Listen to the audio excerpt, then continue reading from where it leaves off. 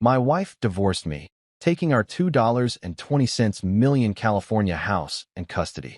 You'll never see the kids again, she laughed at court. Broken, I moved into my dead father's basement in Ohio.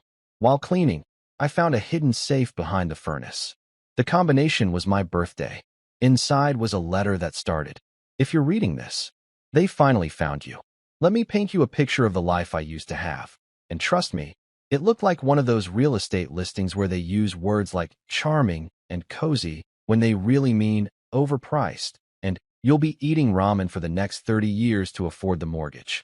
My name is Garrett Donovan.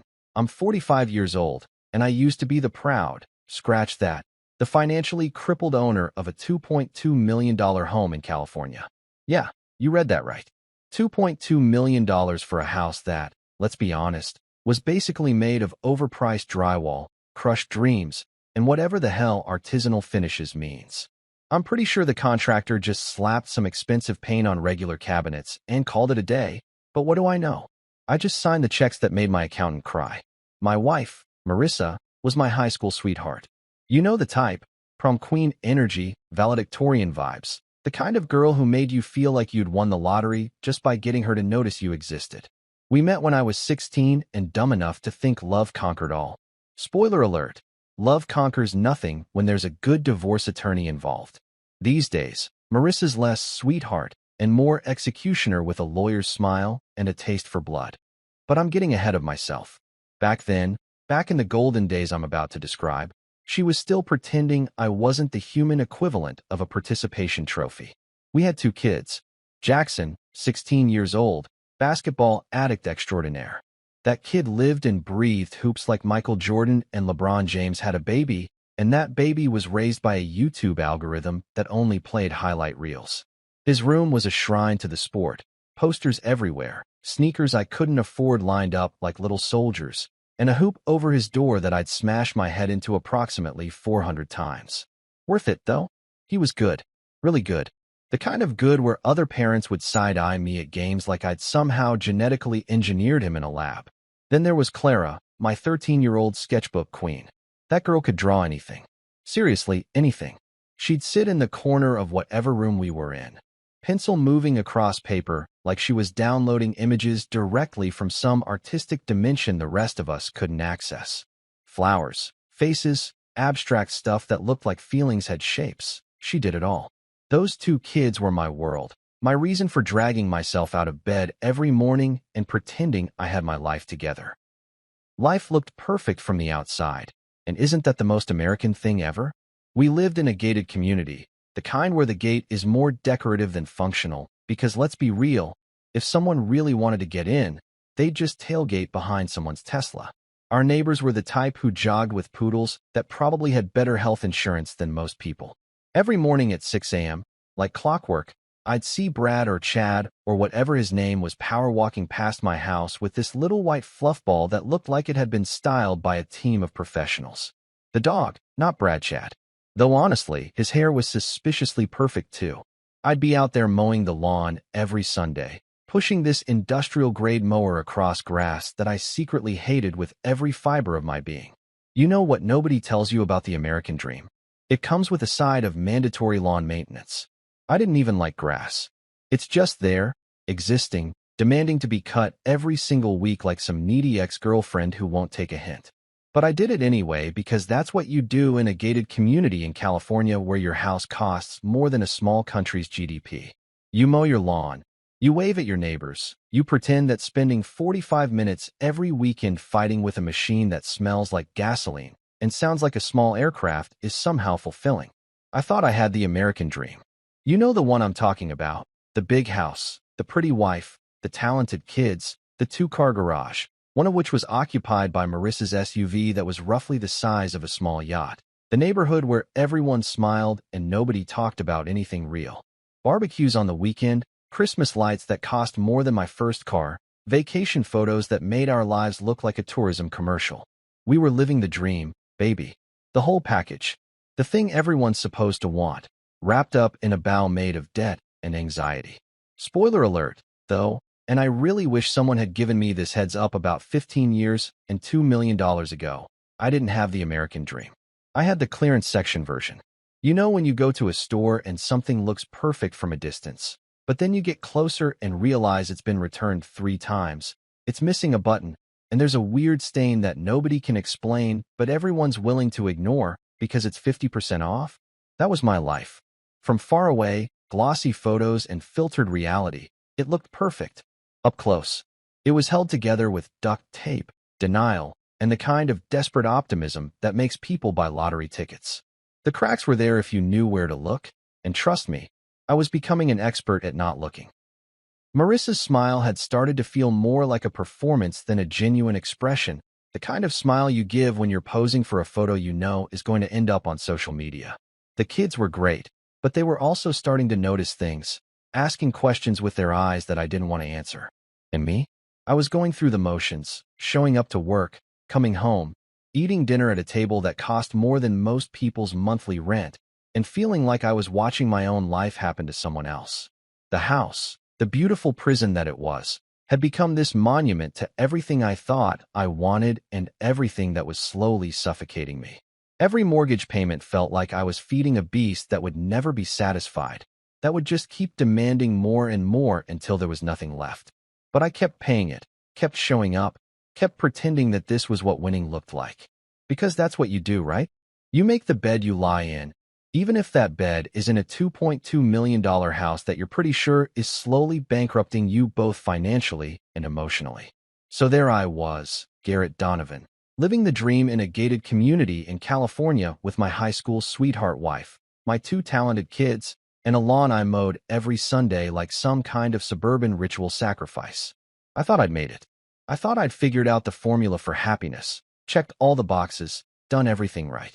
I had no idea that I was living in the calm before the storm, that everything I thought was solid was actually built on sand, and that very soon, my perfect little clearance section American dream was about to get returned to cinder with a big red stamp that said insufficient funds across the front.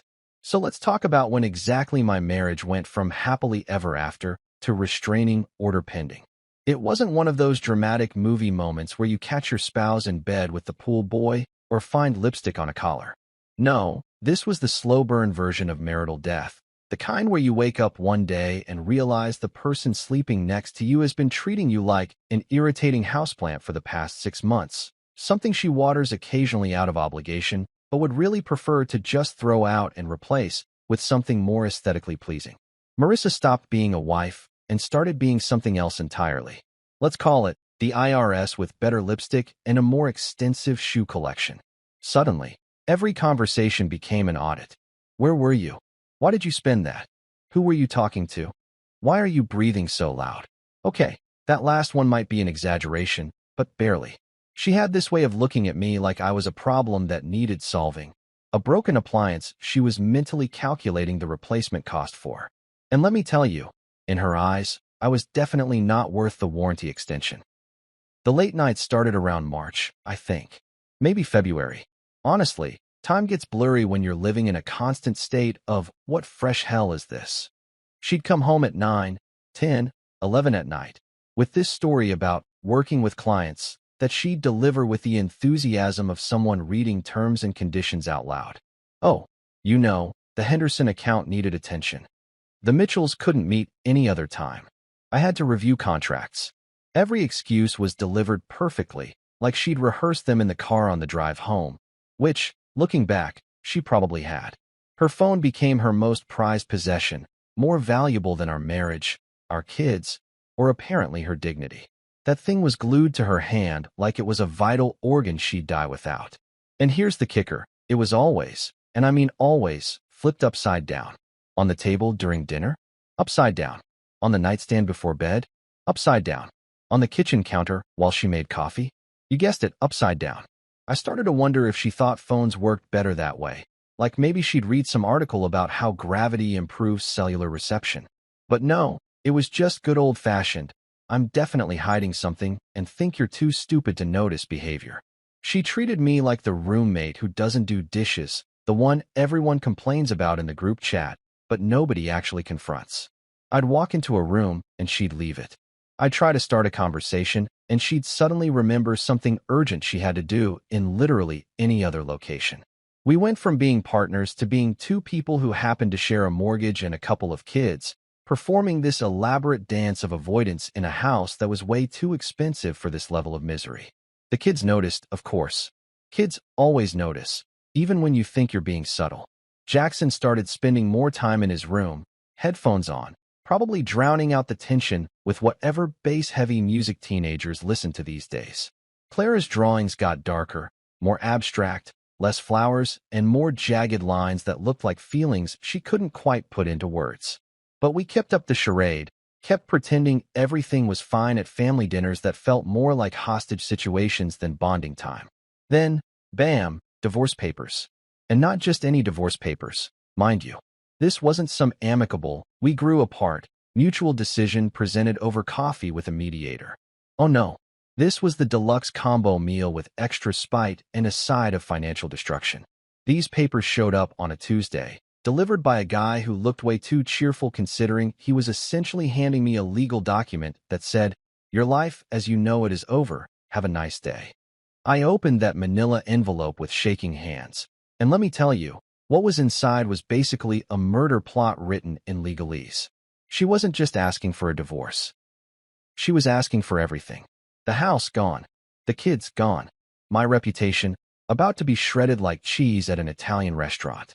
She wanted full custody, the entire property, alimony that would require me to potentially rob a bank to afford, and probably my left kidney if the court would have let her put that in the settlement. What did she leave me?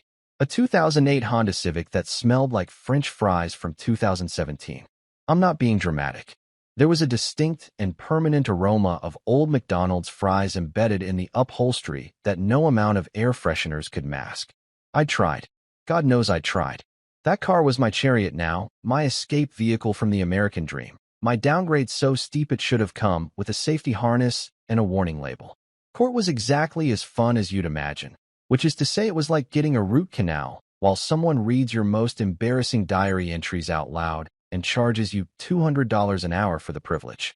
Marissa showed up looking like she was going to a business meeting where she was about to close a deal that would make her millions. Hair perfect, suit sharp, that expression on her face that said, "I've already won and we both know it." Her lawyer, this shark in a three-piece suit who probably bathed in the tears of divorced men, painted me as reckless, financially irresponsible, a bad influence on the children, a neglectful husband. He threw around words like unstable and unreliable with the confidence of someone who'd never met me but had been paid handsomely to destroy me anyway. He made me sound like I spent my weekends gambling away the kids' college fund and teaching them how to hotwire cars, when in reality my most rebellious act in the past decade was probably buying name-brand cereal instead of the store brand. The judge sat there, looking bored, like this was his fifth divorce case of the day, and they were all blurring together into one sad montage of failed marriages and broken families. I wanted to stand up and defend myself, to tell my side, to explain that I'd been showing up every single day trying to make this work while Marissa checked out months ago. But my lawyer, who I'm pretty sure got his degree from a correspondence course advertised on late-night TV, just kept patting my arm and whispering, "Let me handle this," while handling absolutely nothing. When it was over, when the gavel came down and my life was officially divided up like assets in a liquidation sale, Marissa walked past me. She didn't have to stop. She didn't have to say anything. She could have just left, taken her victory lap, and gone home to celebrate with whatever client she'd been spending all those late nights with. But no, she stopped, leaned in close enough that I could smell her perfume. The same perfume I'd bought her for our anniversary 2 years ago, which felt like a particularly cruel irony, and whispered in my ear, "You'll never see the kids again." I smiled back. I actually smiled, which probably made me look like a complete psychopath, but in that moment, with my entire life crumbling around me like a sandcastle in high tide, all I could think was, great. Then I don't have to sit through another PTA meeting where parents humble brag about their kids eating organic kale chips and discuss the environmental impact of birthday party decorations like it's a United Nations summit. Was it the healthiest thought? Absolutely not. Was it peak sarcasm as a defense mechanism? You bet. But when you've just lost everything and the woman you loved since high school has basically promised to erase you from your children's lives, Sometimes dark humor is all you've got left. That and a Honda Civic that smells like vintage McDonald's. You know that feeling when you're at rock bottom and you think, well, at least it can't get any worse. And then life looks at you, cracks its knuckles, and says, hold my beer.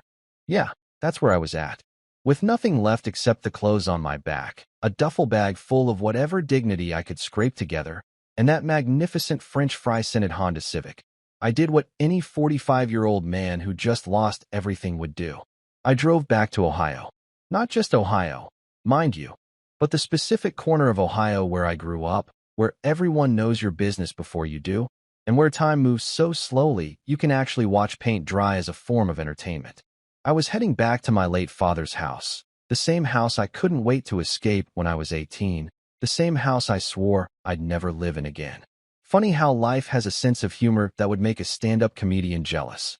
The drive from California to Ohio is approximately 2,000 miles of American landscape that starts out beautiful and then gradually transforms into a depressing metaphor for your life choices. I had plenty of time to think, which was exactly what I didn't need. Plenty of time to replay every moment of my marriage, every sign I'd missed, every red flag I'd ignored because I was too busy mowing that stupid lawn and pretending everything was fine. The Civic's radio was broken. Of course it was. So I couldn't even distract myself with music. Just me, my thoughts, and the persistent smell of decade-old fast food. I pulled up to my dad's house on a Thursday evening, right around that time when the sun's setting and everything looks vaguely sad and orange. The house looked exactly the same as it had when I'd left for my dad's funeral 2 years ago. Small, squat, the kind of house that screams, working class, so loud you can hear it from space. The siding was that weird beige color that was probably supposed to be called something fancy like desert sand or timeless taupe, but really just looked like gave up. The lawn, because apparently lawns were destined to haunt me forever, was overgrown, looking like it had been auditioning for a jungle documentary. The neighborhood was quiet in that eerie way where you know people are watching you from behind their curtains, but pretending they're not. I could practically feel the eyes on me as I got out of the Civic, popped the trunk, and grabbed my single suitcase. One suitcase. That's what 45 years of life had been reduced to. I used to have a walk-in closet bigger than some studio apartments in New York, and now I had one suitcase that I'd packed in a hurry while Marissa watched me with the cold satisfaction of someone who'd just won a particularly brutal game of Monopoly. Mrs. Kravitz from next door was definitely watching. I didn't even have to look to know. That woman had binoculars that she supposedly used for bird watching. But the only birds she was interested in were the humankind, specifically the ones who were doing anything remotely interesting that she could report to her network of neighborhood gossips.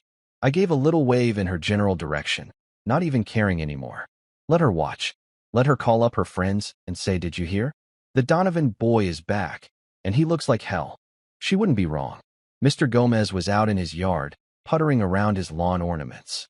That man had 5, count them, 5, ceramic gnomes arranged in what I can only assume was meant to be some kind of decorative pattern, but really just looked like the setup for a horror movie about garden decorations that come alive at night.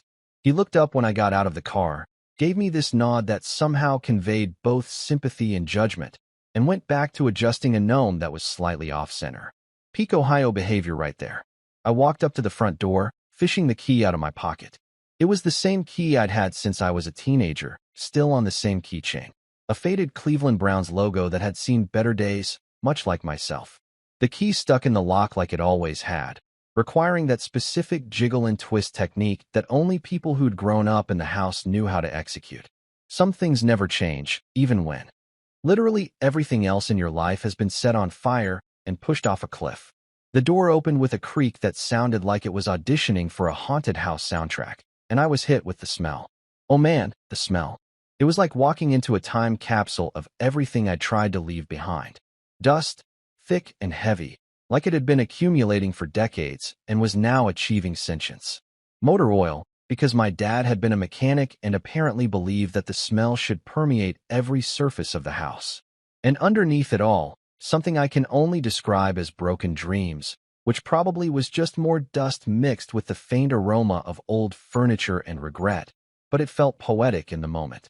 I flipped the light switch, half expecting nothing to happen because that would have been perfectly on brand for my life at that point. But the lights flickered on, revealing the living room in all its dated glory.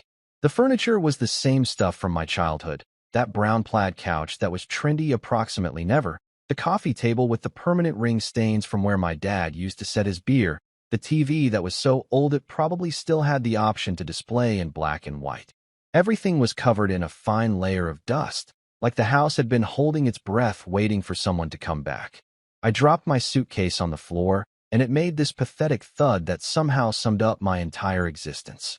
No wife, no kids, no house, no career, really, because who was going to hire a guy who just publicly lost everything in a divorce that made him look like the villain? Just me. This house full of memories I'd rather forget, and apparently a pretty serious spider problem, because I spotted one in the corner that was legitimately the size of a small dog. I'm not exaggerating. This thing was massive. It had set up shop in the corner between the living room and the hallway, webs stretched out like it was claiming territory, legs thick enough that I could probably hear them if it decided to walk across the hardwood floor. We made eye contact, or at least, I made eye contact with what I assumed were its eyes, because there were so many of them I wasn't sure which ones to focus on. There was this moment, this standoff, where we both seemed to be sizing each other up. Me, the broken man who'd just lost everything. The spider, the squatter who'd been living rent-free in my dead father's house. You paying rent? I asked out loud, because apparently losing everything also meant losing the filter between my brain and my mouth. The spider didn't respond, just sat there in its web looking smug. Yeah, that's what I thought. I muttered, dropping onto the couch and sending up a cloud of dust that made me cough for a solid minute. I sat there in my dead father's living room, in a house that smelled like the past had died and nobody had bothered to air the place out, with a spider roommate who had better territorial rights than I did, and I thought, this is it. This is what rock bottom looks like. Not the divorce, not the courtroom humiliation, not even Marissa's whispered threat. It was this moment, sitting on a dusty couch in Ohio, sharing space with an arachnid that refused to pay rent, that I truly understood how far I'd fallen. Welcome home, Garrett. Welcome to the basement life. Not literally the basement yet. That discovery would come later, but metaphorically speaking, I'd definitely hit the bottom floor of existence.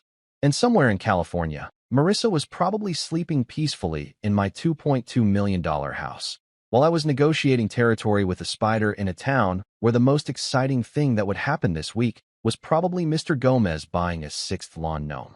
Depression is a funny thing.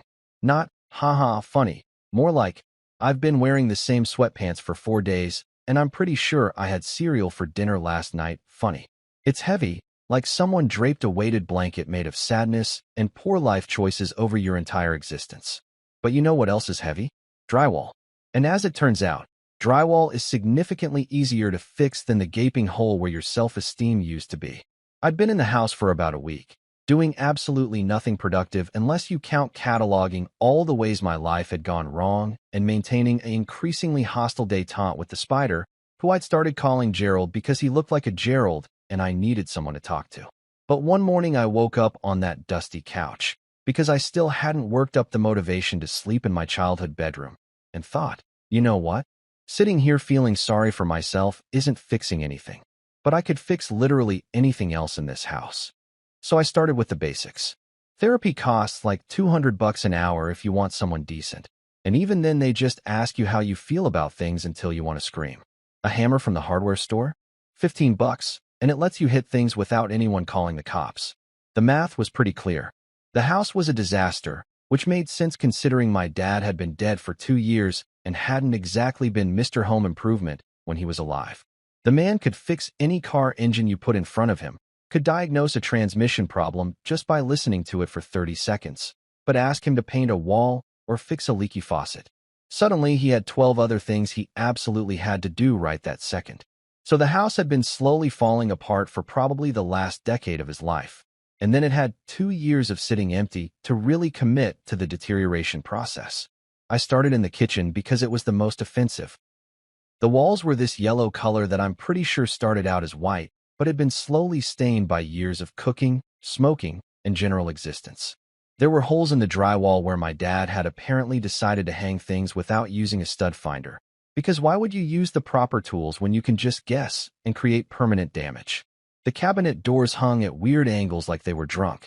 The faucet had this slow drip that probably wasted approximately 1 million gallons of water per year and made a sound like Chinese water torture at 2 in the morning. I went to Home Depot, which is basically Disneyland for men going through a crisis.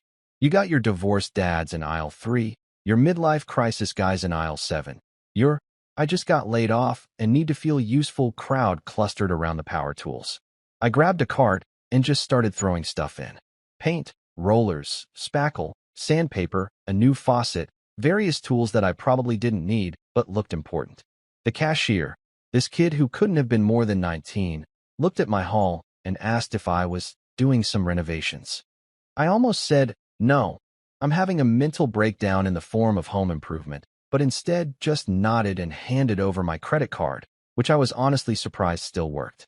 The first wall I painted, I screwed up magnificently. Turns out there's a technique to painting that doesn't involve just slapping color on like you're vandalizing a building. I got more paint on myself than the wall, dripped it all over the drop cloth I'd forgotten to properly secure, and somehow managed to paint over the light switch plate because I'd forgotten to take it off first. But you know what? It felt good. Every stroke of that roller was like erasing a little bit of the past, covering up the stains and the memories with something fresh. I fixed the holes in the drywall, learning as I went from YouTube videos narrated by overly cheerful contractors who made everything look easy. Spoiler alert, it's not easy. Spackle gets everywhere.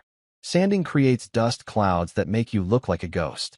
Trying to make the patch blend seamlessly with the existing wall is basically impossible unless you're some kind of drywall wizard. But I did it anyway, each hole filled feeling like a tiny victory against the universe that had been kicking my ass for the past few months. The faucet was its own special nightmare. I turned off the water main, at least I was smart enough to do that, and started taking apart this faucet that had probably been installed sometime during the Reagan administration. The pipes were corroded, the connections were stuck, and I'm pretty sure I invented several new curse words while lying on my back under the sink with water dripping on my face because I hadn't drained the lines properly. 3 hours, 2 trips back to Home Depot, and 1 near-flooding incident later, I had a new faucet installed. It didn't drip. It was beautiful. I stood there turning it on and off like a kid with a new toy, watching the water flow smoothly without that tortuous drip drip drip sound. Every nail I hammered was cheaper than therapy and probably more effective.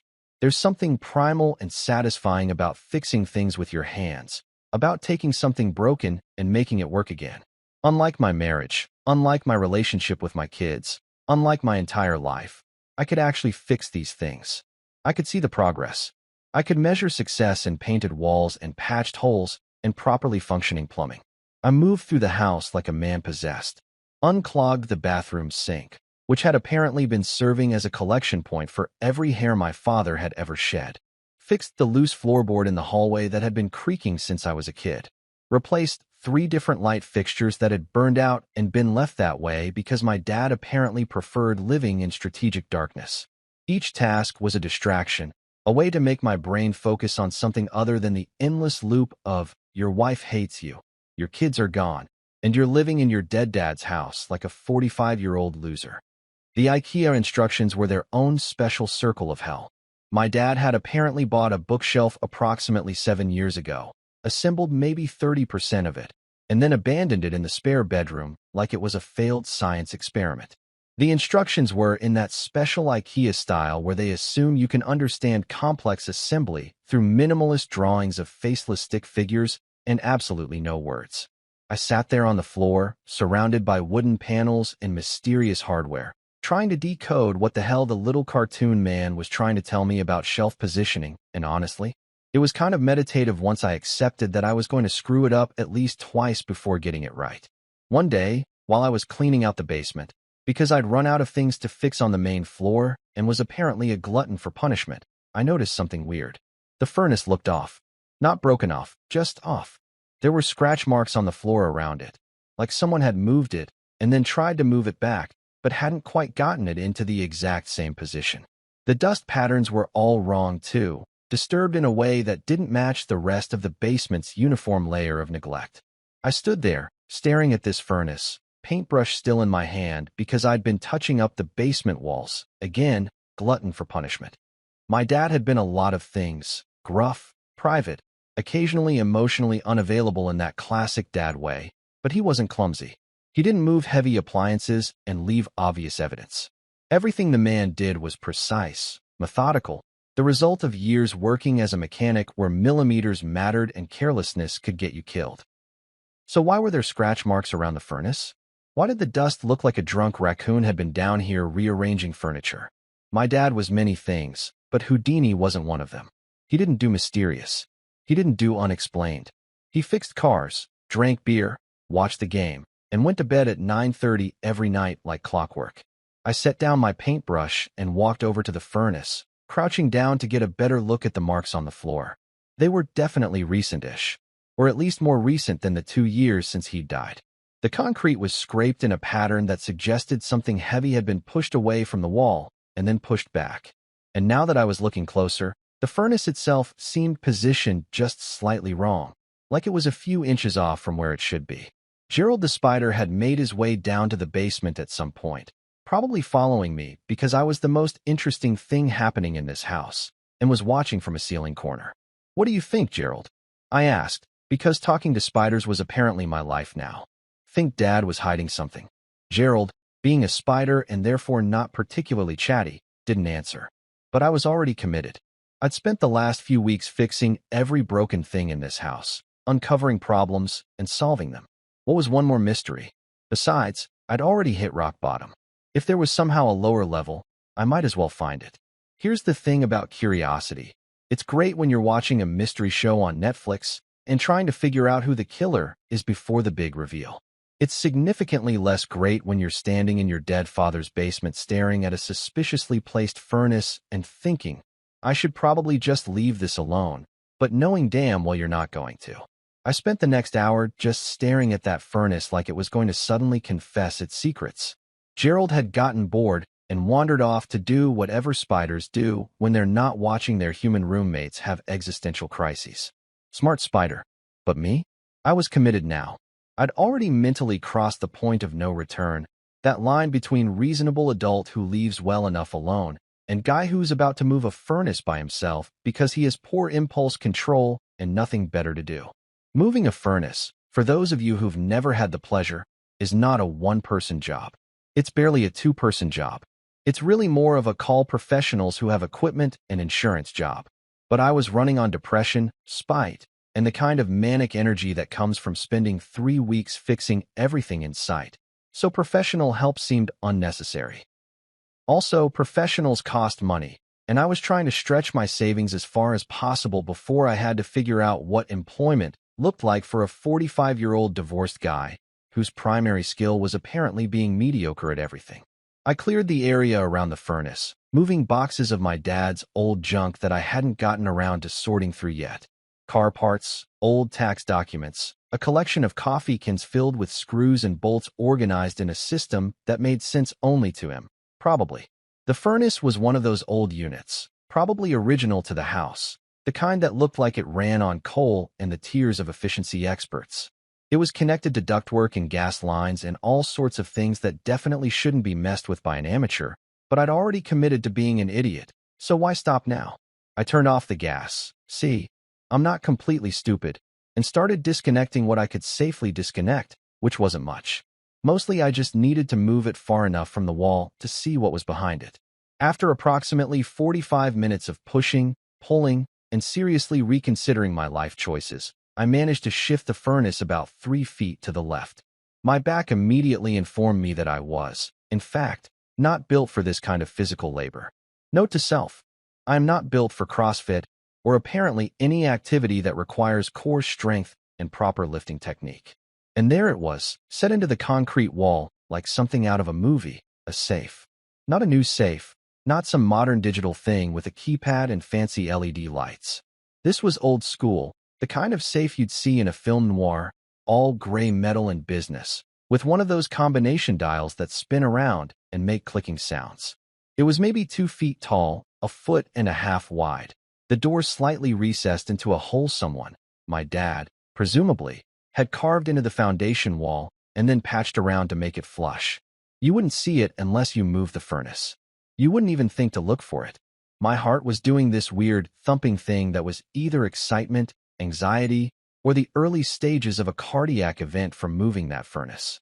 I stood there, hand on my chest like I was about to say the Pledge of Allegiance, just staring at this safe that had been hidden in my father's basement probably since before I was born.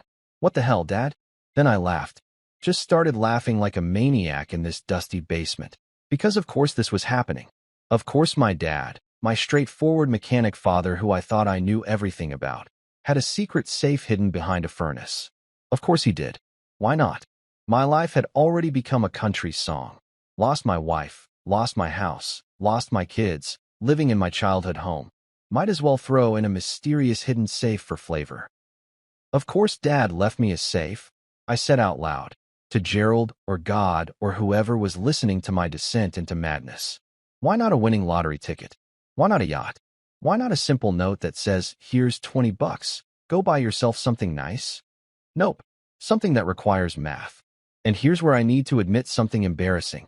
I am not good at math. Never have been. I was the kid in algebra class drawing pictures in the margins while the teacher explained quadratic equations. Numbers and I have an understanding. They do their thing, I do mine, and we try not to interact too much. So the idea of cracking a combination safe was about as appealing as, well, everything else that had happened to me in the past few months. But I didn't have much choice, did I? I wasn't going to call a locksmith, because A, money, and B, hey, can you crack this mysterious safe I found hidden in my dead dad's basement? Is the kind of question that leads to other questions I probably didn't want to answer. So I did what any rational person would do. I started guessing. Birthdays seemed like the obvious place to start. I tried my birthday first, month, day, year, in every combination I could think of. Nothing. Tried my dad's birthday. Nothing. Tried my mom's birthday, even though she'd been gone since I was 12. Still nothing. Tried various anniversaries, significant dates, numbers that might have meant something. The safe remained stubbornly locked, mocking me with its continued existence as a safe rather than revealing itself as a box full of whatever the hell was inside. I sat down on the cold basement floor, back against the wall, and just thought. My dad wasn't a complicated guy. He didn't do crossword puzzles or brain teasers. He liked things simple, straightforward, logical. If he was going to pick a combination, it would be something meaningful, but not something he'd forget. Something he'd think of immediately if he needed to get into the safe quickly. The numbers clicked in my head before I consciously realized what I was thinking. My birthday. But not the way I'd been trying it. Not month, day, year like a normal person. My dad always wrote dates backwards, the way they do in Europe, day, month, year. It was this weird quirk he had, probably picked up from some old military buddy or something. He'd write it on the calendar that way. Confused the hell out of everyone who looked at his appointment book. I scrambled back to the safe, my hands actually shaking now. Spun the dial right to my birthday, then left to my birth month, then right again to the last 2 digits of my birth year. There was this moment, this pause where nothing happened, and I thought, of course it's not that simple. Nothing in your life is ever simple. Then I heard it. Click. The click was beautiful. It was the sound of something unlocking, of a secret revealing itself, of my dad reaching out from beyond the grave to say, here, son, you're going to need this. I grabbed the handle, and it turned smoothly, like it had been opened recently, even though that was impossible, because my dad had been dead for 2 years. The door swung open on well-oiled hinges, and I just stared. Inside the safe was not what I expected. Actually, I don't know what I expected. Maybe some old photos, maybe some savings bonds, maybe a collection of vintage Playboys that Dad didn't want anyone finding after he died. What I did not expect was what I was looking at. Stacks of cash. Not like emergency fund cash or few $100s cash. I'm talking about serious, substantial, someone robbed a bank levels of cash. Bundled in those paper sleeves that banks use, stacked neatly, filling most of the safe. My brain tried to do quick math, which, remember, not my strong suit. But even my terrible calculation skills could estimate this was somewhere in the ballpark of 600 grand. Maybe more. Underneath the money, because apparently there was more, were papers. Old IDs, the laminated kind that looked like they were from the 80s or 90s. I pulled one out, and it had my dad's face on it. Same face, same slightly annoyed expression he had in every photo ever taken of him. But the name was wrong. The ID said Robert Mitchell. I grabbed another one. James Peterson. Another, David Crawford. Each one had my dad's picture. Each one had a different name, different birth date, different signature. My dad, the mechanic who fixed cars and drank Budweiser and complained about the Browns every Sunday, had apparently been running some kind of identity operation, or witness protection, or he was a spy, or I'd completely lost my mind, and this was all a hallucination brought on by paint fumes and depression. And at the bottom of the safe, underneath the money and the fake IDs and what I was now realizing was my father's entire secret life that I knew nothing about, was an envelope. White, standard size, sealed. Written on the front in my dad's blocky handwriting, for Garrett. I picked it up with shaking hands. The envelope was heavier than it should be, like there was something substantial inside. For a moment, I just held it, not opening it, because once I opened it, whatever was inside would be real. Whatever explanation or confession or world-shattering revelation my dad had left me would become my problem to deal with. Well, I said to the empty basement, to Gerald wherever he was, to my dad's ghost if it was hanging around, this should be good. I tore open the envelope and pulled out several pages of paper, folded together, unfolded them, started reading the first line. If you're reading this, they finally found you. Hughie dropping the letter like it had suddenly caught fire and muttering, "Oh, fantastic. I thought the worst part of my week was losing Wi-Fi. Turns out it's organized crime. So let me set the scene for you properly, because this is the kind of moment that deserves full context. I'm sitting on a cold concrete basement floor, surrounded by approximately $600,000 in cash that I'd just discovered in a safe hidden behind a furnace, holding fake IDs of my dead father with more aliases than a character in a spy novel, and reading a letter that opens with, if you're reading this, they finally found you." And my first thought, my very first coherent thought after the initial panic, was not, "Oh my God, I need to call the police," or "What did my father get involved in?" No, my first thought was, I can't even get a break in my own family history. Even my dad's past is coming for me. I picked the letter back up with hands that were shaking so bad I looked like I was trying to physically vibrate into another dimension. The paper was regular printer paper, the kind my dad used for everything from shopping lists to tax documents. And his handwriting was the same blocky capitals he'd used his entire life. Seeing it again, after 2 years of him being gone, hit different when the message was basically, surprise, your life is about to get infinitely more complicated. I kept reading. Son, if you're holding this letter, it means something's gone wrong. It means they've figured out where you are, or they're close enough that you needed to find this safe. I'm sorry. I'm sorry for everything you're about to learn, and I'm sorry I couldn't tell you while I was alive.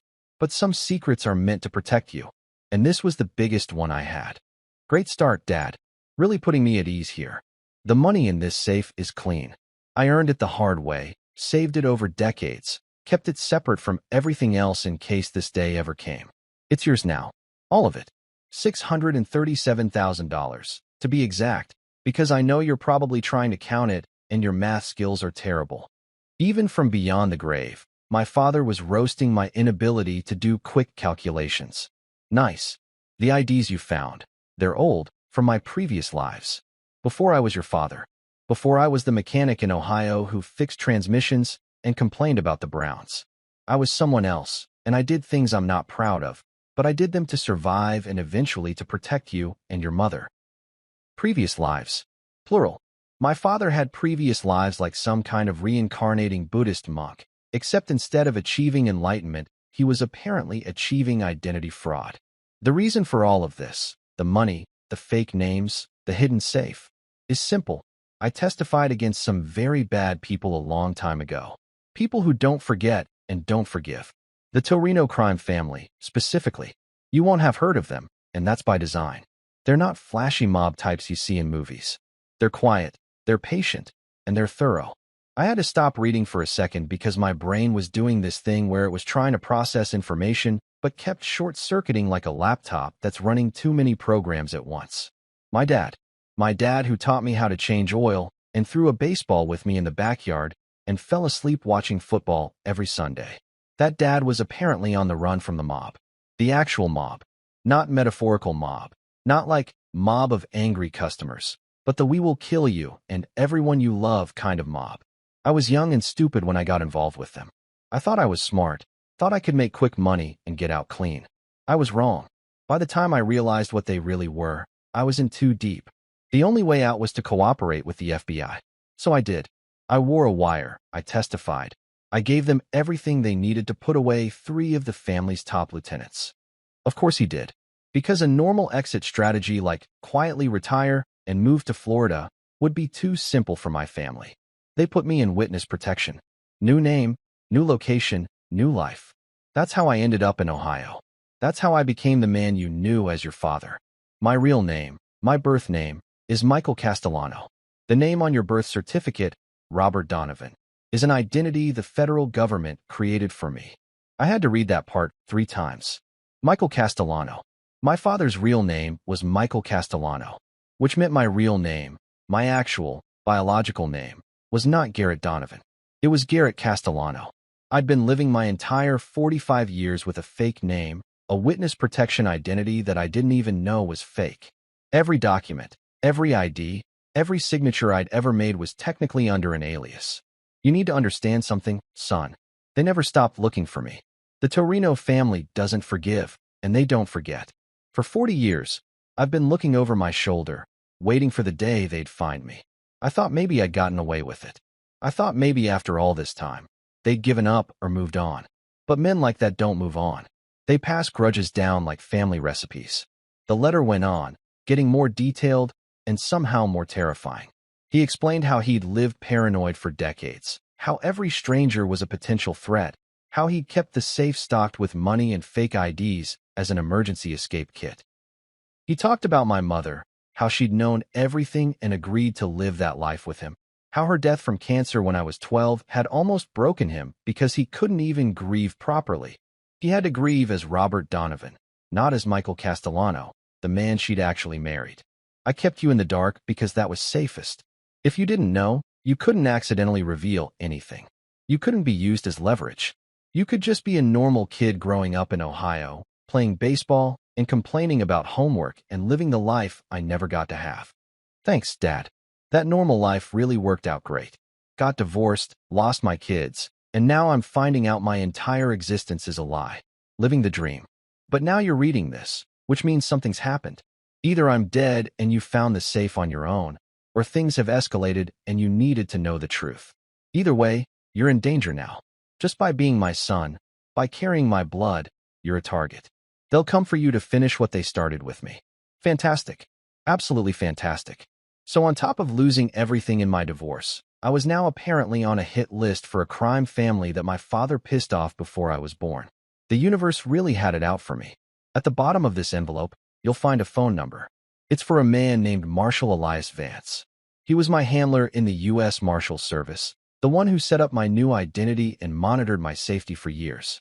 He's retired now, but he'll remember me. Call him. Tell him you're my son and that you found the safe. He'll know what to do. I pulled out the rest of the contents of the envelope. Sure enough, there was a small piece of paper with a phone number written in the same blocky handwriting. Just 10 digits that apparently connected me to the one person who might be able to help me not get murdered by organized crime. I'm sorry, Garrett. I'm sorry for lying to you your whole life. I'm sorry for leaving you with this mess. But I'm also not sorry, because lying to you meant you gotta grow up safe. You gotta be normal. You gotta have the life I wanted for you, even if it was built on a foundation of deception. The letter ended with, I love you, son. Always have, always will. Even if I was a lot of things I shouldn't have been, I was always your father. That part was real. Everything else might have been fake, but not that. Take the money, call Vance, and do whatever you need to do to stay alive. And for God's sake, get better at math. Dad, Michael, Robert, whatever you want to call me. I sat there on that basement floor for probably an hour, just staring at the wall, trying to process everything. My entire life was a lie. My name was a lie. My father was a completely different person than I thought. And somewhere out there, people who wanted my father dead probably now wanted me dead too, just for existing. The money sat in neat stacks in the safe, $637,000 of clean cash that was supposed to be my emergency fund for fleeing from mob assassins. The fake IDs lay scattered around me like playing cards from the world's worst game. And in my hand, that phone number to Marshall Elias Vance, whoever he was, my apparent lifeline to not dying. Well, Gerald, I said to the basement at large, because the spider was my only companion in this nightmare. I thought my week couldn't get worse. Turns out I was wrong. So very, very wrong. I looked at the phone number again. Call Marshall Elias Vance. It sounded simple enough. Pick up phone, dial number. Explain to a retired U.S. Marshal that I'd just discovered my entire life was witness protection theater and there might be hitmen coming for me. Just a casual Tuesday evening conversation. Oh, fantastic. I muttered again, because apparently that was my catchphrase now. I thought the worst part of my week was losing Wi-Fi and my wife. Turns out it's organized crime and existential identity crisis. Cool. Cool, cool, cool. Everything's fine. This is fine. It was not, in fact, fine. You know that feeling when you think you know someone, like really know them, and then you find out they've been living a completely different life than the one you thought they had? It's like finding out your accountant is secretly a professional cage fighter or your grandmother was a spy during World War II.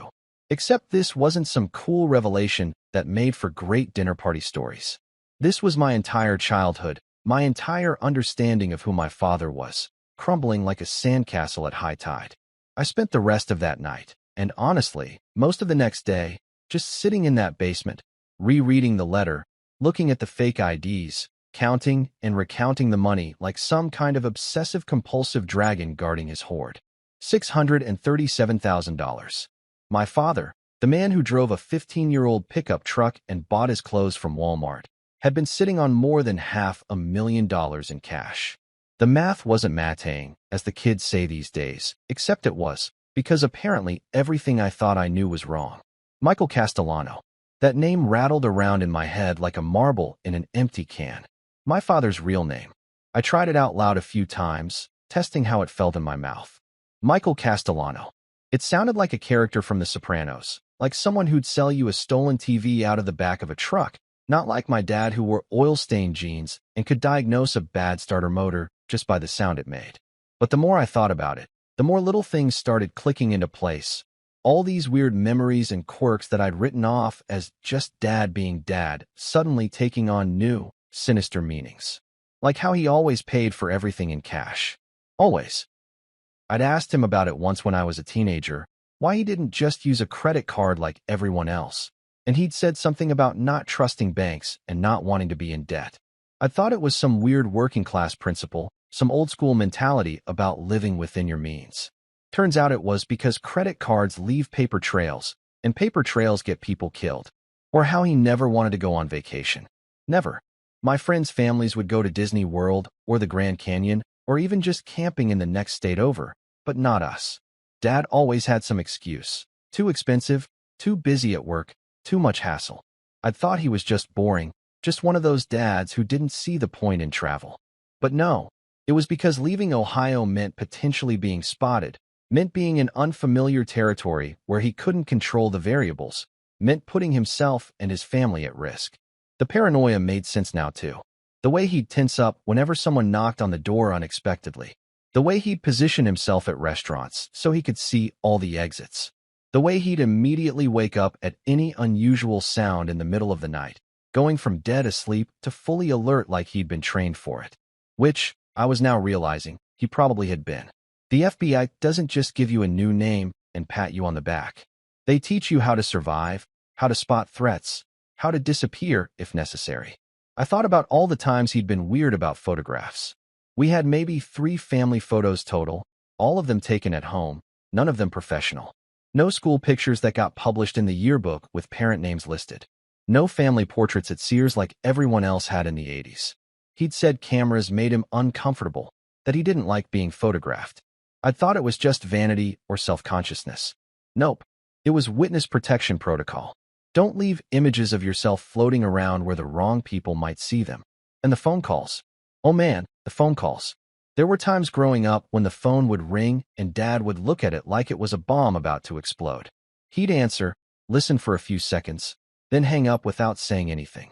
When I'd ask who it was, he'd say wrong number or telemarketer, but his whole body would be tense for hours afterward.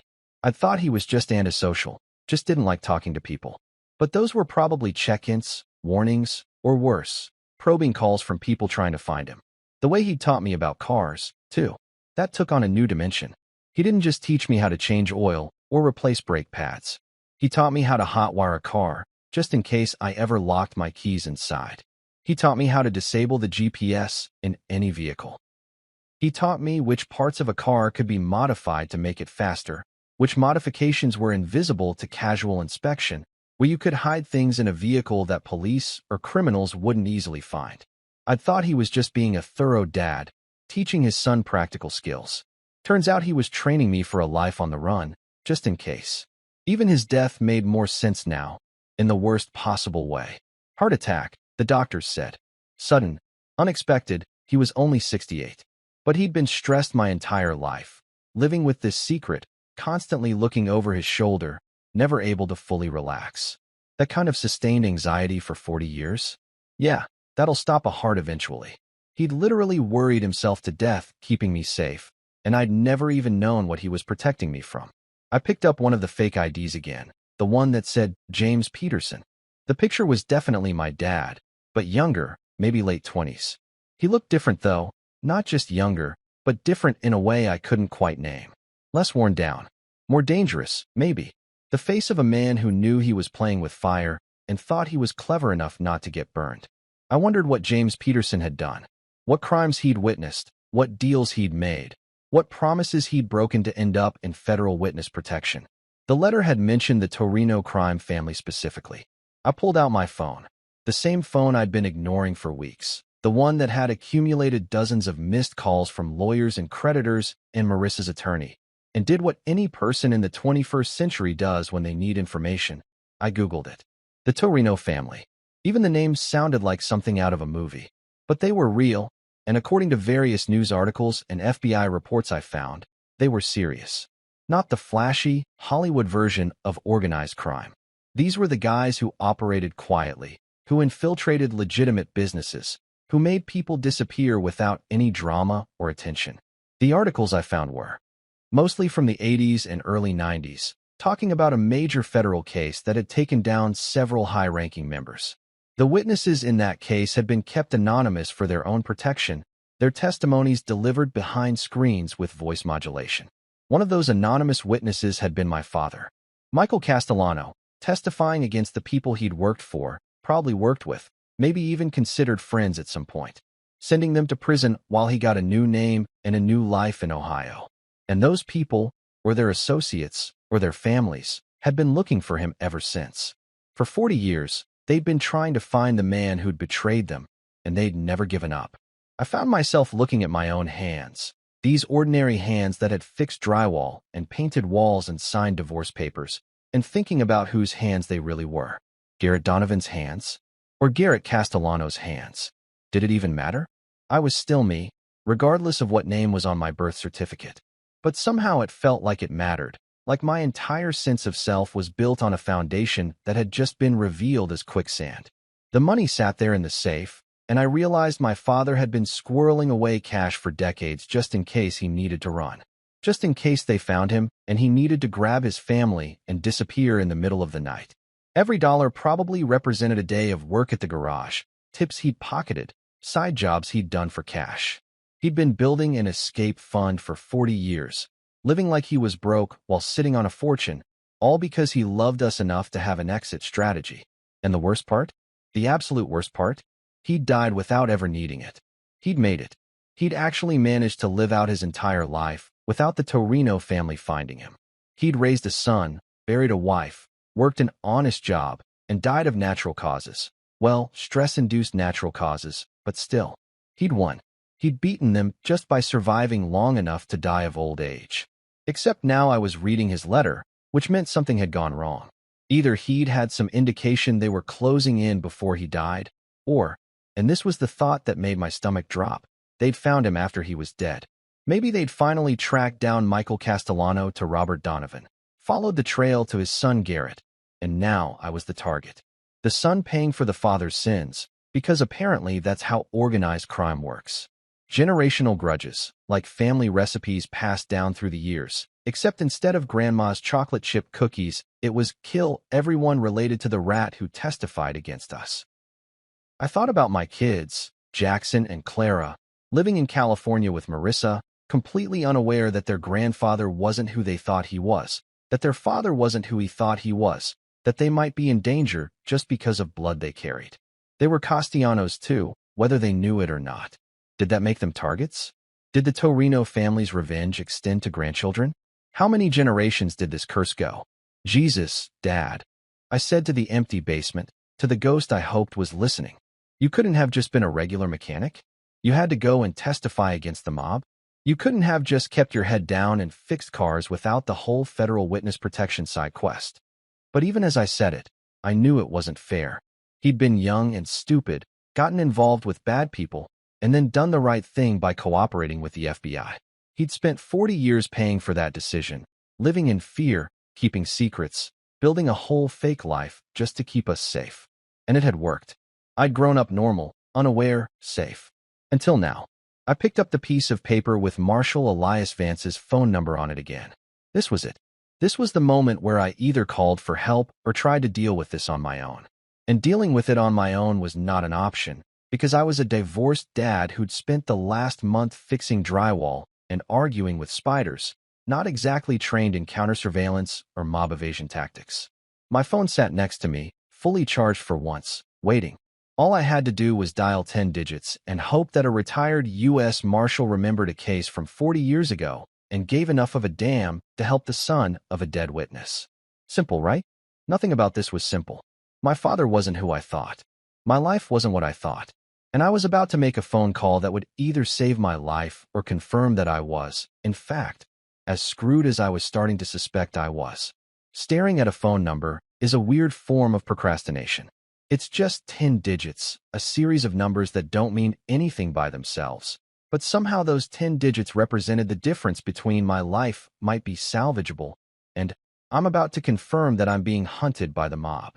So naturally, I stared at that piece of paper for approximately 45 minutes like it was a calculus problem I couldn't solve, which, given my relationship with math, was pretty on brand. The thing about calling a retired U.S. Marshal to tell him you're the son of a witness he protected 40 years ago is that there's no good way to practice that conversation. I couldn't exactly call a friend and do a dry run. Hey, Tim, pretend you're a federal agent, and I'm about to tell you my dead dad was in witness protection and I might be on a hit list. How's that sound? Natural? Believable? No. This was a one-shot deal, and I had to get it right because I was pretty sure U.S. Marshals, even retired ones, didn't appreciate prank calls or time wasters. I paced around the basement, phone in one hand, paper in the other, working up the courage like a teenager about to call his crush. Except instead of asking someone to prom, I was about to ask someone to help me not get murdered. Similar stakes, really, depending on how badly high school went for you. Okay, Garrett, I said to myself, because talking to yourself is what you do when your only companion is a spider named Gerald and your life has become a crime thriller. You can do this. Just dial the number. Explain the situation. Try not to sound crazy, even though you sound crazy. Because this is crazy. But it's also real. Probably real. God, I hope this is real and not a psychotic break brought on by divorce trauma. I dialed the number before I could talk myself out of it again. Each beep as I pressed the digits felt ominous, like I was arming a bomb instead of making a phone call. The ringing started. 1 ring. 2 rings, and I was just about to hang up and pretend I'd never found the safe, never read the letter, never learned any of this when someone picked up. Vance. The voice was gruff, older, the kind of voice that had smoked too many cigarettes and dealt with too much nonsense to bother with pleasantries like hello or who's calling. I froze. My mouth opened, but no sound came out. I was doing a perfect impression of a goldfish, which was not the strong opening I'd been hoping for. Hello? Someone there. The voice had an edge now, impatience mixed with suspicion. You got 30 seconds before I hang up. Marshall Vance. I managed to croak out, my voice sounding weird and strangled like I was being slowly asphyxiated by my own anxiety. Who's asking? Not, yes. Not speaking, just who's asking, in a tone that suggested he got calls from people he didn't want to talk to on a regular basis. My name is Garrett Donovan. Or, I guess, Garrett Castellano. I'm not really sure what my name is anymore, which is part of the problem. I was rambling. Stop rambling, Garrett. My father was Robert Donovan. Or Michael Castellano. He left me a letter that said to call you if I found his safe, which I did. And the letter said some pretty concerning things about the Torino crime family and witness protection, and I'm really hoping you remember him because I could really use some help right now. There was a pause on the other end of the line. A long pause. The kind of pause that makes you wonder if the person hung up or had a heart attack or is just processing information that they haven't thought about in decades. Donovan, he finally said, and something in his voice had changed. Less suspicious, more resigned. Or should I say Castellano? Let's stick with Donovan, I said, because I'd been saying that name for 45 years, and changing it now felt like rebranding myself at the worst possible time. Less syllables. Easier to spell. More importantly, the name I've been using my entire life without knowing it was fake. Another pause, then something that might have been a chuckle or might have been a cough. Your old man was a piece of work. Smart as hell, paranoid as hell, pain in my ass for 15 years. How long's he been dead? 2 years. Heart attack. Apparently a lifetime of stress, and looking over your shoulder isn't great for cardiovascular health. No, it's not, Vance agreed. I'm sorry for your loss. Mike was a good man. Made some stupid choices when he was young, but he did the right thing in the end. Kept his head down, lived clean, never gave us a moment of trouble after we set him up in Ohio. Mike. He'd called him Mike. Not Robert, not Mr. Donovan, but Mike. The casual familiarity of it made my father seem more real somehow. Made Michael Castellano feel like an actual person who'd existed rather than just a name on fake IDs. So the letter, the safe, the money, it's all real? I'm not having some kind of breakdown. Unfortunately for you, it's all real. You said you found the safe? That means something spooked you, or your dad left instructions in his will, or... Vance's voice sharpened. Where are you right now? Are you at the house? Yeah, I'm at my dad's house in Ohio. Been here about a month. Lost my wife, my house, everything in a divorce, so I came back here to, wallow in depression and discover my entire life is a lie. Normal Tuesday stuff. Listen to me very carefully, Vance said, and the tone of his voice made every hair on my arm stand up. Don't touch anything else in that safe. Don't talk to anyone about what you found. Don't post about it on social media. Don't tell your neighbors. Don't even think too loud about it. You understand? Social media? I can barely remember to charge my phone. My Facebook profile picture is from 2015. I think I'm safe on that front. Good. That's good. Now, I need you to tell me exactly what was in the safe. Don't leave anything out. I walked him through it. The cash, the fake IDs, the letter. He listened without interrupting, and I could hear him writing things down on the other end, the scratch of pen on paper that reminded me of my dad filling out work orders at the garage. 637,000, Vance said when I finished. That sounds about right. Your dad was a saver. Kept every dollar he could squeeze out of his paycheck, just in case. The IDs should be obsolete by now, photos too old, security features outdated, but they confirm what I suspected, which is that your father never stopped preparing to run. Even after 40 years, even after we told him he was clear that the Torino family had moved on to other grudges. He never believed it, never trusted that he was safe. Was he right? Is the family still looking for him? For me? Another pause, longer this time. I don't know. That's the honest answer. The Torino family got hit hard by that prosecution. Lost some major players, had to rebuild from the ground up. After a while, they had bigger problems than one witness from 40 years ago. But organized crime has long memories, and grudges get passed down like inheritance. So that's a maybe I'm being hunted by the mob, maybe I'm not. That's not exactly reassuring. Nothing about this situation is reassuring, son. But here's what I do know. If they were actively looking for you, you'd probably know it by now. These aren't people who do slow burns when they find their target. They're efficient, clinical. If they'd found your father's real identity, tracked it to you, you wouldn't be having this conversation right now. Oh good. So I'm probably not going to die immediately. That's the bar we're working with now. Fan-freaking-tastic. Your sarcasm is exactly like your father's, by the way. He had the same defense mechanism. Made jokes when he was terrified. I come by it honestly, apparently, along with a fake name and a potential death sentence. Stay put, Vance said, and I could hear him moving around on his end, papers rustling, a door closing. I'm going to make some calls, check with some people who might know if there's been any chatter about the Castellano case. In the meantime, You keep that money where it is. Keep those IDs safe, and for God's sake, don't do anything stupid. Define stupid, because my track record this year suggests my definition might be different from yours. Don't try to investigate this yourself. Don't go looking for information about the Torino family. Don't contact anyone from your father's past. Just sit tight and wait for me to call you back. How long? 4 hours. Maybe 5. I'm in DC, you're in Ohio. I'll drive out there myself. We need to talk face to face, and I need to see that safe with my own eyes. You're driving to Ohio? Tonight? It's already 7 o'clock. Son, I spent 15 years keeping your father alive. I'm not about to let his kid get killed because I was too lazy to drive through the night. Besides, I'm retired. It's not like I have a busy social calendar. There was something oddly comforting about that. This gruff old man who I'd never met was willing to drive 4 hours in the dark because my dead father had listed him as an emergency contact in a letter. That was either incredibly noble or incredibly stupid, and I was hoping it was the former. Okay, I said. Okay, I'll be here. Just me and the safe and a spider named Gerald. A spider? Long story. Involves depression and property maintenance. I'll tell you when you get here. 4 hours, Vance repeated. Lock the doors, keep the lights on, and if anyone knocks who isn't me, don't answer it. I'll call when I'm close. He hung up before I could say anything else, leaving me standing in the basement holding my phone and feeling like I'd just signed up for something I wasn't remotely qualified for.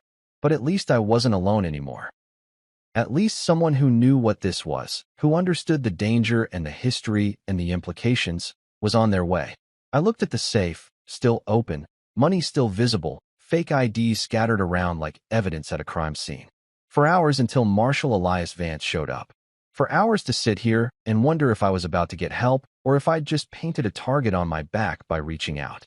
Well, Gerald, I said to the ceiling where I assumed my spider friend was lurking, we've got company coming. Better tidy up. Maybe dust the webs. Make a good impression. Gerald, being a spider with no investment in my survival, didn't respond.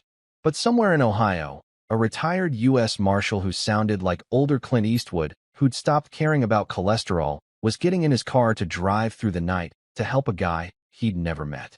And I sat there, waiting, with $600,000 and a lifetime of lies, hoping that Marshall Vance was the hero my father believed he was. Marshall Elias Vance showed up 3 hours and 47 minutes later, which meant he'd driven like a man who either really cared about witness protection cases or really enjoyed speeding. He pulled up in a dark sedan that screamed federal agent, even though he was supposedly retired. And when he got out of the car, I saw exactly what I'd expected, an older Clint Eastwood who'd stopped caring about cholesterol, blood pressure, and probably most forms of social nicety. He was probably in his 70s, tall, lean in that wiry way that suggested he'd been built tough, and age hadn't managed to soften him much. Gray hair cut military short, lines on his face that looked like they'd been carved by decades of stress and cigarettes, and eyes that assessed me in about 3 seconds flat and probably knew everything about me worth knowing. He walked like a man who'd spent his life being confident in his ability to handle whatever came his way, and honestly, it was kind of reassuring. You Garrett? He asked, even though who else would I be at 7:30 at night standing in the driveway of a house in Ohio looking like I'd just discovered my entire life was a conspiracy. That's me. You must be Vance. Thanks for coming all this way. Show me the safe, he said, skipping right past pleasantries. I liked him already. I led him inside, through the dusty living room where he glanced around with the practiced eye of someone who'd been in 1,000 safe houses and witness homes, down to the basement where the safe was still open, money still visible, fake IDs still scattered around like I'd been having some kind of identity crisis party. Which, I guess, I had been. Vance crouched down next to the safe with a grace that shouldn't have been possible for a man his age, and examined everything without touching anything. He picked up one of the IDs, held it up to the light, nodded like it confirmed something he already knew. Then he looked at the money, did a quick mental count, and whistled low. Your old man really was paranoid. This is more than enough to disappear completely. New identity, new country, new life. He was ready to ghost at a moment's notice. Yeah, well, he never needed to. Died of a heart attack watching the Browns lose. Most anticlimactic ending to a witness protection story ever. Vance stood up, knees cracking in a way that sounded painful, and fixed me with those assessing eyes. We need to talk. Not here. Upstairs. Kitchen table. And you're going to want to sit down for this. That's never a good sign. Sit down for this is what people say right before they tell you something that's going to fundamentally change your understanding of reality. Again, because apparently once wasn't enough for this week. We went upstairs, and I made coffee because that's what you do when a retired U.S. Marshal shows up at your house to deliver bad news. The coffee maker was one of the few appliances that still worked, and I'd been using it extensively during my month of depression and home renovation. Vance sat at the kitchen table, pulled out a folder from his jacket, because of course he'd brought a folder, and waited until I sat down across from him. Before we get into the current situation, Vance said, I need to tell you something about your divorce. I nearly dropped my coffee mug. My divorce. What does my divorce have to do with my dad being in witness protection? Everything, as it turns out. Your wife, Marissa, she wasn't just bored of you, or having an affair, or whatever story you told yourself about why your marriage fell apart. Oh, this should be good. Please, enlighten me about my failed marriage. It's not like I've spent the last 2 months replaying every moment wondering what I did wrong. Vance opened the folder and pulled out photographs. Surveillance photos, the grainy kind that looked like they were taken from a car with a telephoto lens. Photos of Marissa meeting with men I didn't recognize. Men in expensive suits. Men who looked like they'd never done an honest day's work in their lives. Men who had organized crime written all over them, even in still images. Your wife was approached approximately 2 years ago, Vance said, tapping one of the photos. Right around the time your father died. That's not a coincidence. The Torino family had finally tracked down Michael Castellano to Robert Donovan. They found out he had a son. They found out that son was you. And they decided the best way to destroy you wasn't to kill you. That would be too obvious, too risky, but to dismantle your life piece by piece. I stared at the photos, my brain trying to process what he was saying, but getting stuck on the sheer absurdity of it. You're telling me my divorce was orchestrated by the mob? That's insane. It's strategic. They fed Marissa information, fake documents showing you had secret debts, fake evidence of affairs you never had, fake financial records that made you look reckless and unstable. They manipulated her, played on her insecurities, made her believe you were this person you weren't. She thought she was protecting herself and your kids by leaving you. She thought she was the smart one, getting out before you dragged the family down. She was manipulated? I said, my voice rising. She took my house, my kids, my entire life, and you're telling me she was manipulated? Yes. Vance pulled out more documents, and I recognized some of them. Bank statements that had been shown in court, emails that supposedly proved I was hiding money, phone records that suggested affairs. All fake. All fabricated. All designed to make me look like exactly the kind of man a woman would be justified in leaving and taking everything from. They played the long game, Vance continued. They couldn't kill you without drawing federal attention, especially if I or any of my old colleagues noticed. But they could ruin you. They could isolate you, take away your support system, make sure you had nothing and no one to turn to. And when you were at your lowest, when you'd lost everything and were completely vulnerable, they'd finish the job. Make it look like suicide. Divorce-related depression. Happens all the time. No one would question it. I sat there, coffee going cold in my hands, trying to absorb this information. My divorce, the worst thing that had ever happened to me, the destruction of everything I'd built, hadn't been real. Or it had been real, but it had been manufactured. Marissa hadn't stopped loving me on her own. She'd been convinced to stop loving me by people who wanted to hurt my father and settled for hurting me instead. Where is she now? I asked, surprised by how steady my voice sounded. Portland. We picked her up this morning at her hotel. Her and 3 associates of the Torino family who've been stringing her along for 2 years. Picked her up? Like arrested? Protective custody, technically. Once we started investigating and found out what was really going on, we had to move fast. She's safe now. So are your kids. We've got them in a secure location until we figure out how deep this goes. My kids, Jackson and Clara, they were in protective custody because my dead father had testified against the mob 40 years ago, and that somehow led to my wife being manipulated into divorcing me. The chain of causation was so absurd it would be funny if it wasn't my actual life. Does she know? Does Marissa know that she was manipulated? That the evidence was fake? She knows now. We showed her the real documents, explained how she'd been targeted, walked her through the whole thing.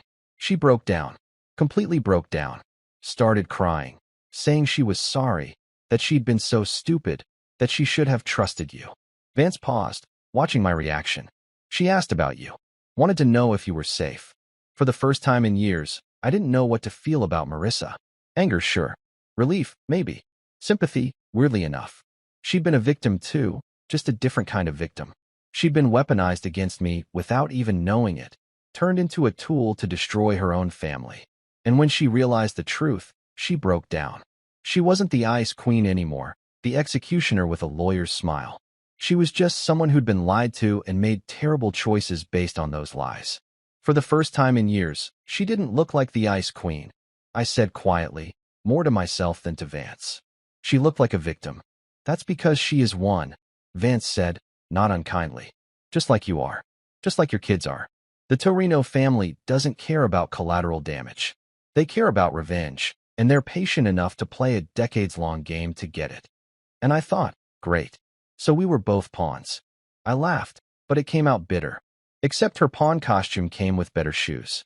Designer heels, probably. While I got the clearance rack version of being destroyed. Vance almost smiled at that. Almost. Your sense of humor really is like your father's. He used to make jokes like that during debriefs. Drove me crazy. It's a coping mechanism. Sarcasm or screaming, and screaming scares the neighbors. Smart choice. Vance closed the folder, stacked the photos neatly. Here's where we are now. Marissa is cooperating fully. She's giving us everything she knows about the men who approached her, every meeting, every document they gave her. The 3 associates we arrested are low-level guys, but they're talking too. Everyone talks eventually when they realize they're facing federal conspiracy charges. So what happens now? To me? To Marissa? To the kids? That depends.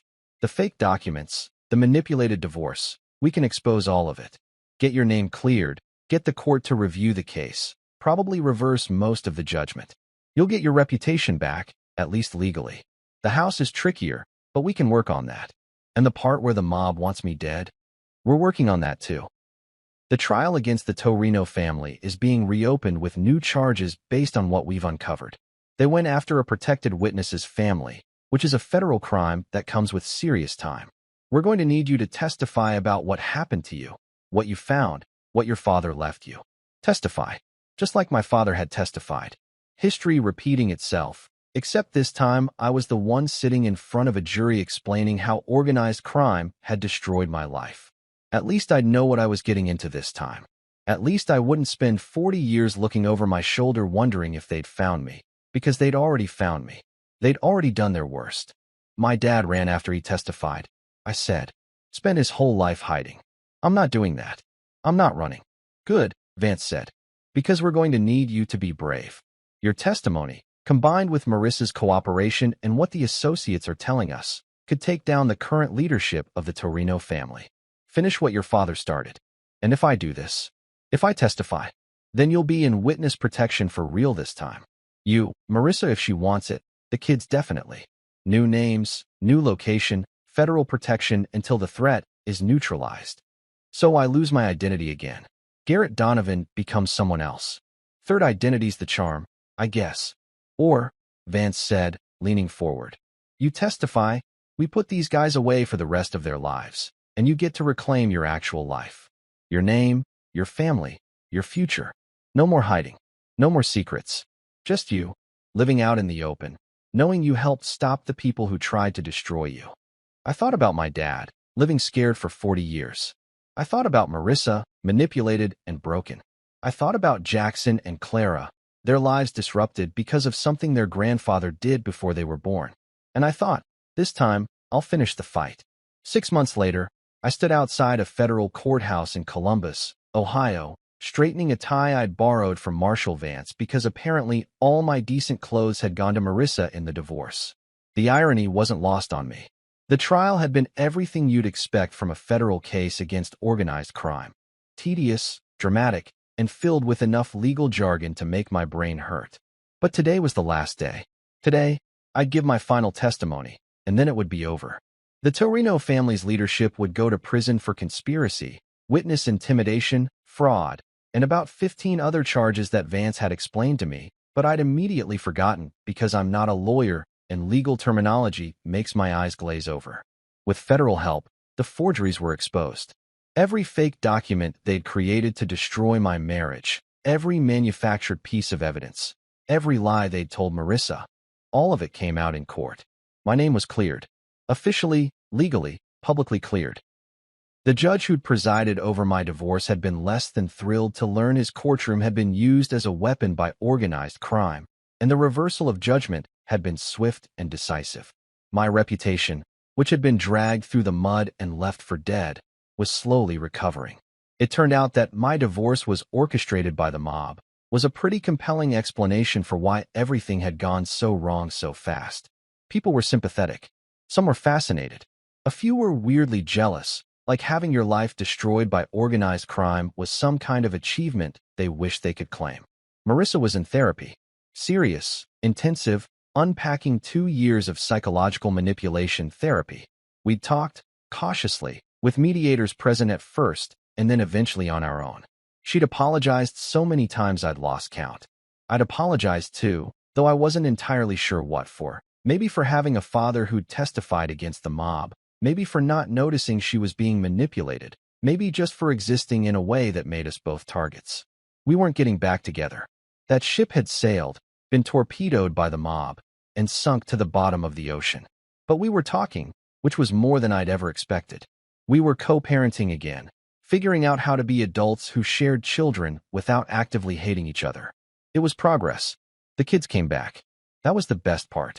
Jackson, still obsessed with basketball, now with the added bonus of telling people his grandfather was in witness protection, which made him inexplicably cool at school. Teenagers are weird. Clara's art had gotten brighter again, less jagged lines and more colors, more hope. She'd drawn a picture of the family, me, her, Jackson, even Marissa, standing together, and I'd framed it and put it on my desk. We sold the Ohio house.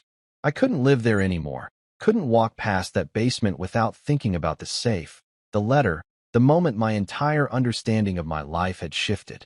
We bought something smaller in a different town, a place with no history, no ghosts, no furnaces hiding federal secrets.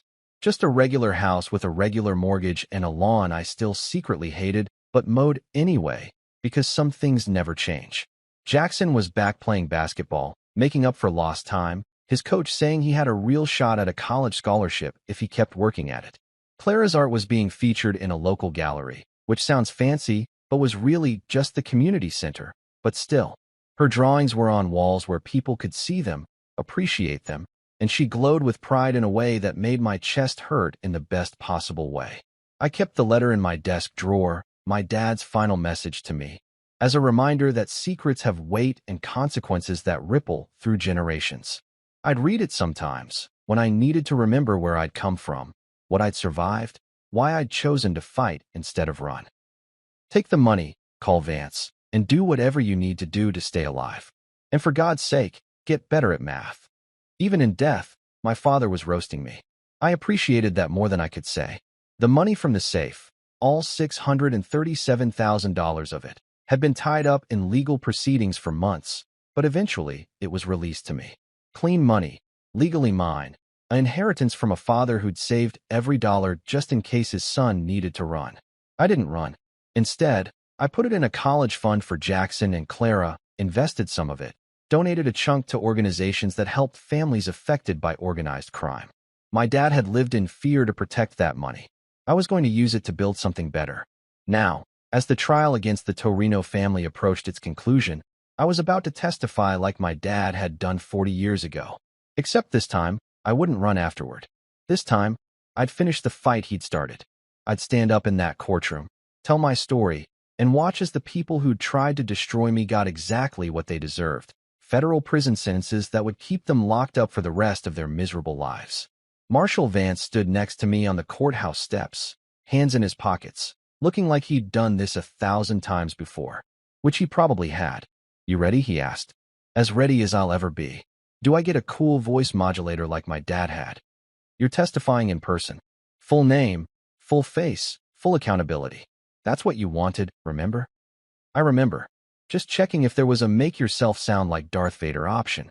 would make the testimony more interesting. Vance almost smiled. He'd been almost smiling at my jokes for 6 months now, and I was starting to think that was just his version of laughing. Your father would be proud of you. You know that, right?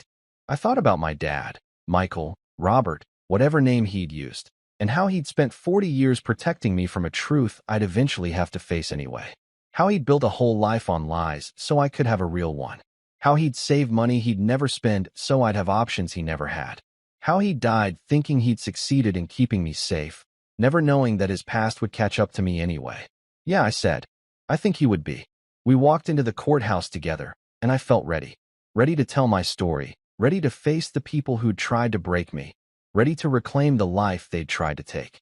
And every time life feels unfair, I remember, sometimes the worst day of your life leaves you in your dead father's basement finding $500,000 and uncovering a conspiracy that explains why everything fell apart.